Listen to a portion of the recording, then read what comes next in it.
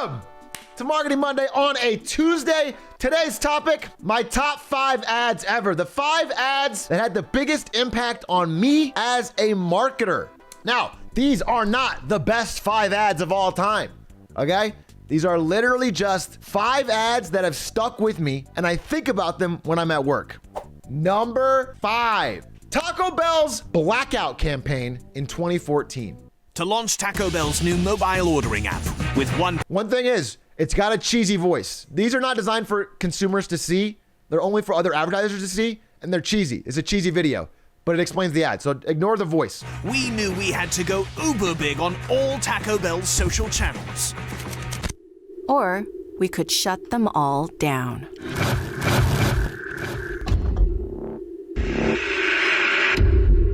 And launch their new app, a full-scale blackout across all Taco Bell's social media channels, all working to make the message clear. The new way to Taco Bell was only in the app. According to the news reports, you blacked out on Twitter, Facebook, Tumblr, and so forth. How long's your blackout? This guy's got to be the worst guy to interview about this. He doesn't know what Twitter, Facebook, Tumblr is. You can tell he's reading off a card. Tumblr and so forth. It's always nice. Now, again, one of the things I learned from this is about earned media. Whenever you make like if you are a brand and you do something on your own social media, it's called owned. If it's big enough and viral enough for people to write about it, if there's like news articles picking up on it and you get 1 million more eyeballs that way, it's called earned media. And it's hard to get because most people don't give a fuck about hearing news articles about someone else's brand. But because this is a first of its kind, because it was a new idea, because it was so creative, they got a ton of press coverage. Yeah. It was genius. When I was, because this happened in 2014, that was my first year at Twitch. I was a young marketer and I was like, damn, that shit's cool. Years later, when developing a campaign for NVIDIA, I took the ideas that I liked about it and I added more and created the green out. So we did the green out, but instead of just doing what Taco Bell did and having our own channels disappear, that's level 1, we turned it into sort of a viral thing. So we had hundreds and hundreds of channels do it. So 7 days before the announcement of the RTX 20 series, all of our stuff go dark, our website go green, everything go pure green, everything just disappear in pure green. And then every day after that, a major influencer like Myth, like Day 9, would just go dead silent and pure green with no explanation. And so for 7 days, people started wondering what the hell's going on. And one cool thing about this campaign, you know, if you're wondering what's going on and a brand tells you, that's one thing. But if you're wondering what's going on and a friend figures it out and tells you, that sticks in your brain. And it became like this viral moment. There was like tons of green profile pictures with no explanation. And that literally was because of the inspiration of the Taco Bell. I think the Taco Bell ad is just so genius. And it made me think of all the different ways you can use social media that's not boring.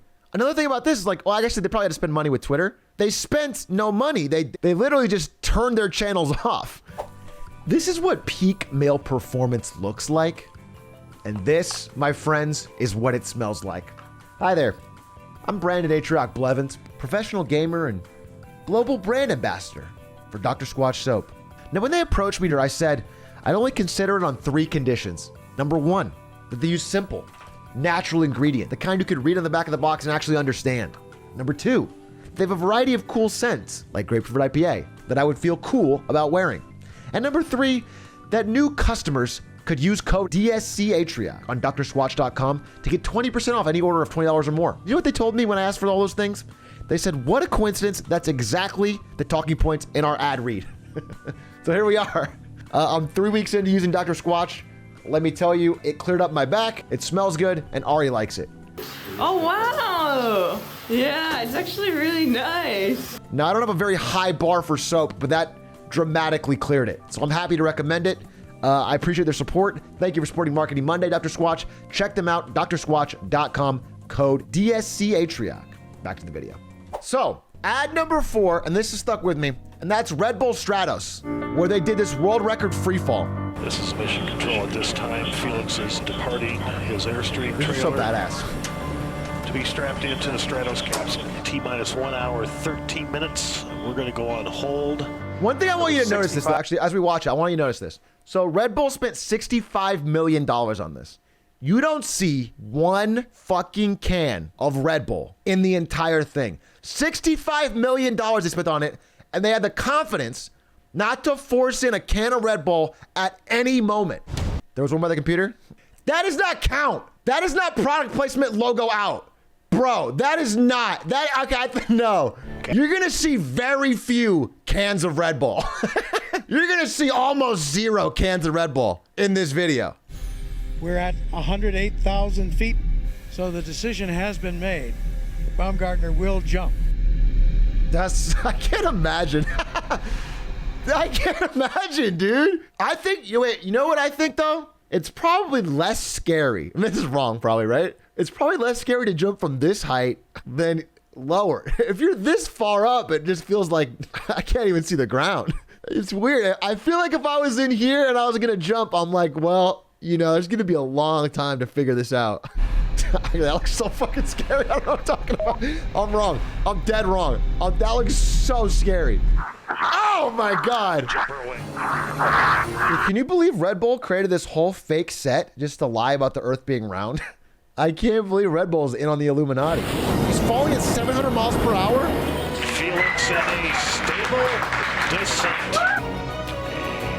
Felix has been safely to do. It's not about breaking records anymore.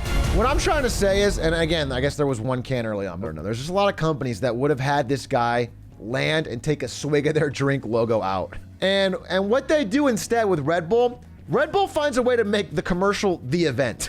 What happens is over time you do enough of that and it's like all of that cool shit has just been like rubbed onto the Red Bull brand. You've just absorbed it. You've just like a little bit of scratches of how cool this guy is, rub off in your brand. And it's something I think about when we try to make some kind of events. I want to show you one more Red Bull ad that I just think is phenomenal and I think about a lot. And the story of this ad is so good and the humanity of it is so good. I can see that still you're ready to get even with them all. God, it's so creative. It's so fucking creative. Oh.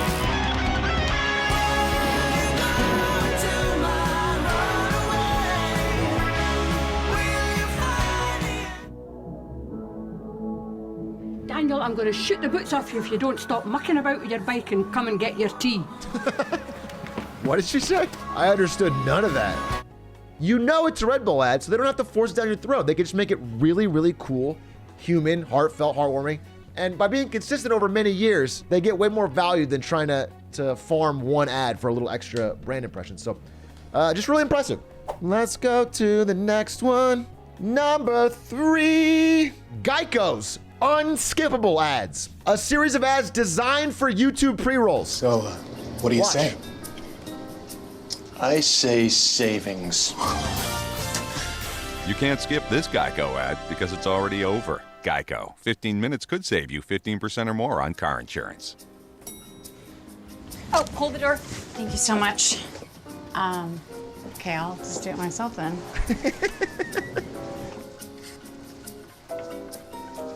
So that's the ad, but there's multiples. They all revolved around, they would get the point across in the first few seconds before you could hit skip. They would get the point across, end with something funny, and then everything afterwards would be pure comedy. Despite still being funny and being one of the least skipped ads ever, they managed to keep their logo front and center for the entire thing. It's 60 unbroken seconds of you seeing a Geico logo, and it's enjoyable. It's one of the first ads I've seen where they recognize how important where you're watching it is to the ad experience. And so they built an ad entirely about where you'd be watching it, which is YouTube. Don't thank me. Thank the savings. You can't skip this Geico ad because it's already over. He chomping. I 0% retract. I think these are just good. It's creative. The kid's breaking. Very, very good. Very creative from Geico.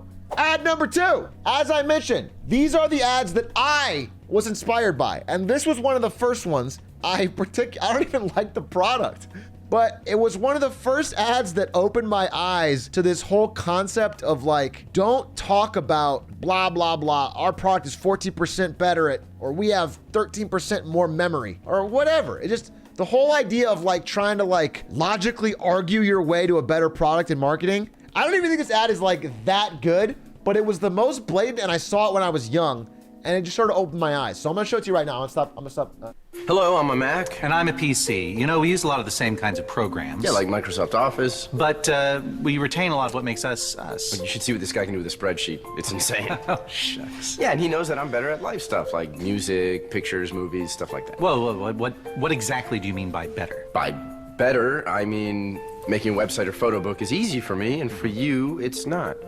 What other kind? The general ideas, they were just so brazenly, nakedly open about saying cool people, young, creative, attractive, lucky people use our product. And out-of-date, wife hates them businessman uses their product. They had, I mean, it was like cutting to the core of branding. They were just like, these guys are nerds and losers, and we're gonna show it to you.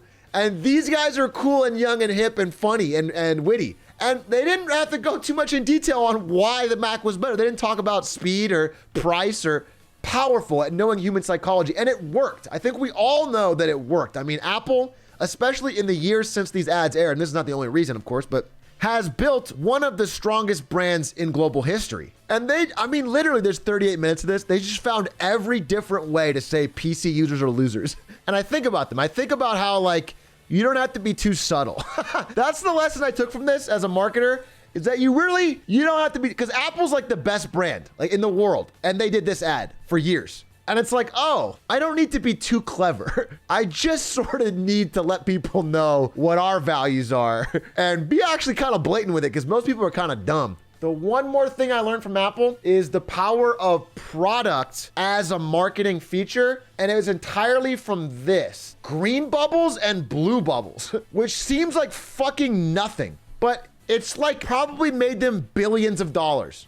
This is literally a Wall Street Journal article about how it makes switching to Android because the color of your bubbles will change. The simple fact that you get a blue bubble on iPhone and they make the Android ones green has caused people to not switch. It's crazy and it seems small, but it's been so effective. And it's like, these tiny details matter to how the people that use your product see themselves. Everyone in chat who's like LMAO green betas, you might have bought too much into the marketing. You might have been following a little bit too much for it, but yeah, I mean, I can't blame them. It worked. The thing is, the five-head move is if you have no friends and no one texts you back, you'll never know what color bubbles you have. So number one.